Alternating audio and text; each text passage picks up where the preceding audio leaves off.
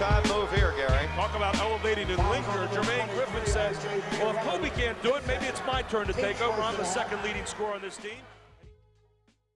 Yo. Good morning. Happy Monday. Thank y'all for tuning in. This is your boy Mel from Queens Sports Talk, WGJS Radio. That's Mel from Queens Sports Talk on WGJS Radio, man. And thank y'all, man, for tuning in, man. Thank y'all for the support always. We're going to get right into it. So we're going to start with the NFL, man. We know last night, man, was, week 11.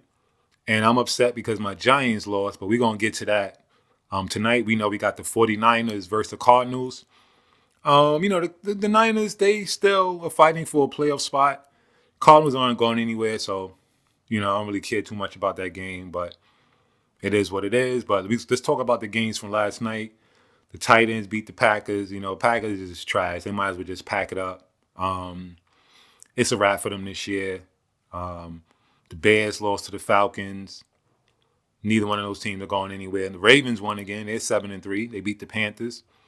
They didn't score a lot of points, but they still won. That's all that matters. The Bills beat the Browns 31-23. The Commanders, man, they rolling again. 23-10 over the Texans, man. I need them to lose, man, for real. The Eagles won 19-7 over the Colts.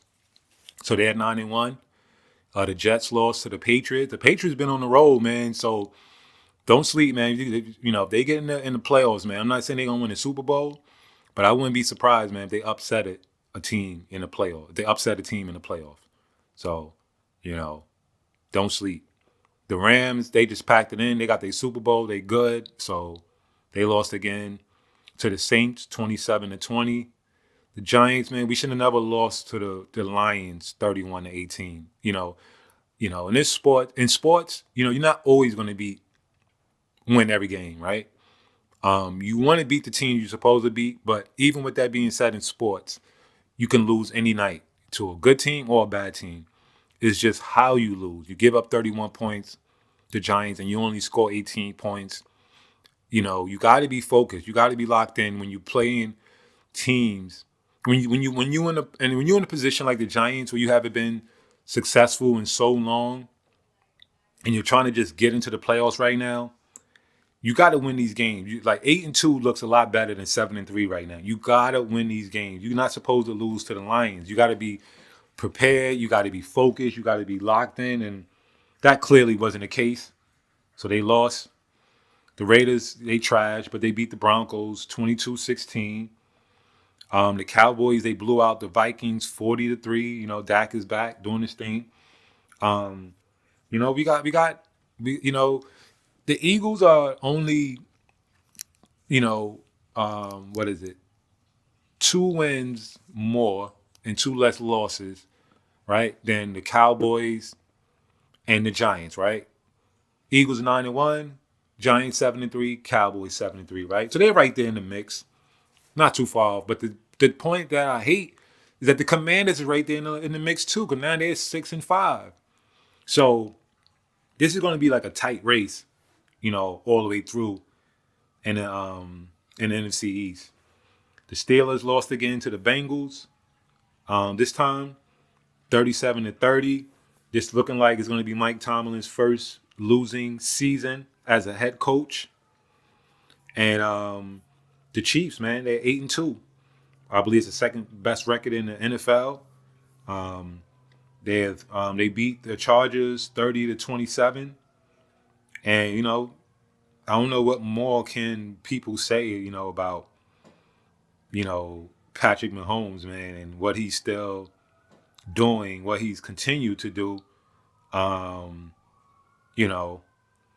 They pulled out a game, man. That was a big win. That was a big win. So that's your NFL. Now, with that being said, man, we got to talk about something else right now. I want to talk about the Kyrie Irving situation once again. With that whole situation, his first game back was yesterday. From my understanding, I seen some stuff with article. Heard Jay Will speak. So allegedly, Kyrie Irving fulfilled all the demands required by the Nets. They haven't came out and physically said it for sure, from my understanding, vocally. So that's why I'm saying allege. But I feel like, Kyrie did the people and in power a favor. Well, I didn't say a favor because I don't know if it was a favor, but to me, he made them more powerful. I feel like sometimes you just got to be at the point where you say, you know what, man, like, look, you know, I know I didn't do anything wrong. It's a film out there. It's a documentary out there. All I did was posted it. I didn't say anything. The commissioner Silver said that Kyrie is not an anti-Semitic. The Nets owner said the same thing. So let's keep on apologizing, asking the same question. To me, it's just ridiculous. Now it's just about just trying to, make him look weak so that the next person coming up better think twice. And to me, the target is going to be next is going to be Jaylen Brown, but we're going to save that for a whole nother conversation. But bottom line is, man, Kyrie Irving, man, should have never apologized for he didn't do anything wrong. People can post anything they want on their platform, and unless you're directly speaking hate, you have every right to watch any movie, post about what any movie you're watching. Hey, there's a movie on Hulu, I want to watch it, or you just post a screenshot of something you're watching. There's nothing wrong with that. There's no crime in that. And from my understanding, the Nets possibly committed some type of labor. What's the word? Some type of, they violated a labor law, from my understanding, allegedly. So from my understanding, there are lawyers that's going to be teaming up from Kyrie's camp that are going to look into it. And I believe they're bringing charges, in regards to, the Nets, doing what they did to Kyrie. Allegedly, they weren't supposed to do that. And it breaks, some of those labor laws. So hopefully that's the case. And, we get a chance to, they get a chance to, the Nets are get a chance to be held accountable for their actions. Let's do it. Let's stay on them, man. Let's not give up. And my last point I want to make is that, by Kyrie giving in, all he did is made the people more powerful, because now they really took away his voice, because they're not going to stop now. Because once you give them power, they know they control you, and they know that, okay, now this is what we need to do to keep him in line. So this is just a setup for the next time. So, if you look at the post-game interview, and I'm gonna post the interview at the end of, when I finish talking, you can watch it, at the end of the show. Look how they antagonize. Look how they keep trying to trap Kyrie. Look how they keep asking him non-basketball questions. Once again, trying to make him accountable for, Israelites outside of the Barclays protesting, because they're using Kyrie's name, or or they're speaking on things in which the Hebrews and things of that nature. They're using, so they're trying to make Kyrie, liable.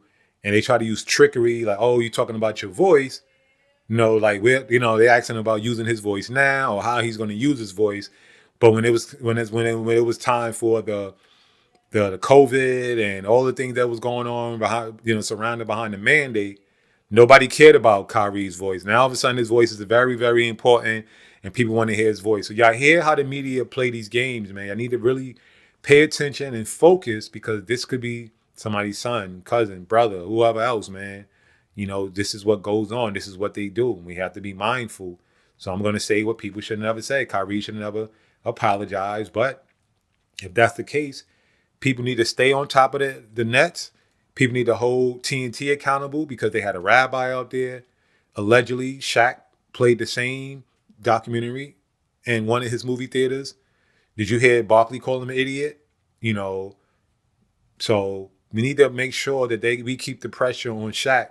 We want the same things from not only from Shaq, but from Ernie and from Charles Barkley, and TNT, because they allowed the rabbi to come up there. And it shows you how political and how the people in power do, because no matter what African Americans, blacks, natives, whatever, minorities that are originally from here, or what some may say that were brought here against their own will or sold to come here, however, you feel you were here or ancestors were here.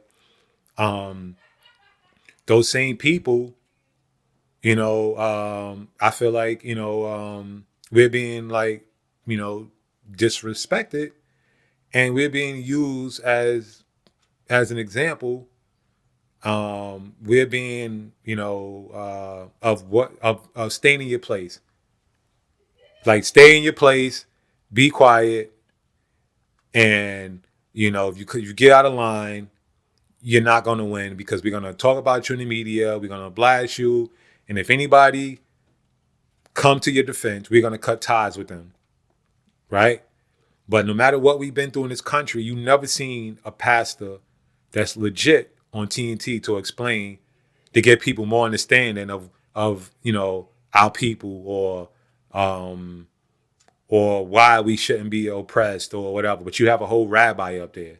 You know what I mean? So it just shows you how people pick and choose when to be religious, when to take religious views and promote religious. So I believe that Barclays, Shaq, Ernie Johnson, they all owe Kyrie Irving an apology, because you got a hypocrite right there on set with you on the panel that had the same movie. And I feel like we shouldn't stop until TNT, Barclays, and all of them are held accountable, and they keep that same energy. So with that being said, man, I'm not going to prolong this. You can listen to this audio. I'm only going to share the audio. Videos out there, but I'm only going to share the audio. But you can hear how, and it's fair use, you can hear how Kyrie is being talked to, by the media, and how they're trying to trap him up and questions and stuff like that, and get him to say something again. It's just it's a trick. Just the games they play. So just be mindful of the enemy's tactics and what they do, man. If you look at them as an enemy. So it is what it is, man. Yo, thank y'all for tuning in. This is your boy Mel from Queens Sports Talk. You listening to WGJS Radio. And yo, we out, man. Hey, Kyrie, there was a group of about 100 people outside wearing the shirt of a group called Israel United in Christ, a group labeled as a hate group by the Southern Poverty Law Center. They were outside in support of you and handing out anti-Semitic literature on the plaza, people walking by. And I was wondering if I can get your reaction to that.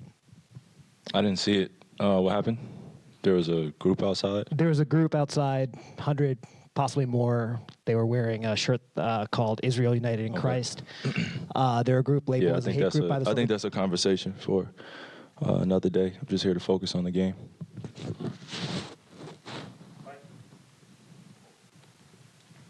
Kyrie, but you've said this whole time that you didn't know what kind of what kind of voice you had. But if these are the people that are out here in your name, do you feel like that's a consequence of what you've done? Again, I'm just here to focus on the game.